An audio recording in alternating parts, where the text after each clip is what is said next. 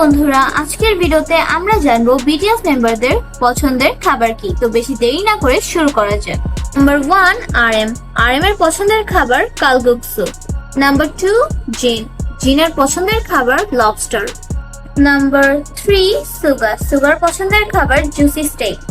Number 4 জেহোপের পছন্দের খাবার kimchi. Number 5 জিমিনের পছন্দের খাবার হলো মাংস, বিভিন্ন রকম মাংস, যেমন গরুর মাংস, মুরগির মাংস, হাঁসের মাংস এবং পোর্ক মিট। এবং কিমচি জিগে। নাম্বার 6 ভি এর পছন্দের খাবার পিৎজা, বার্গার, বিভিন্ন ধরনের মাংস এবং কিমচি।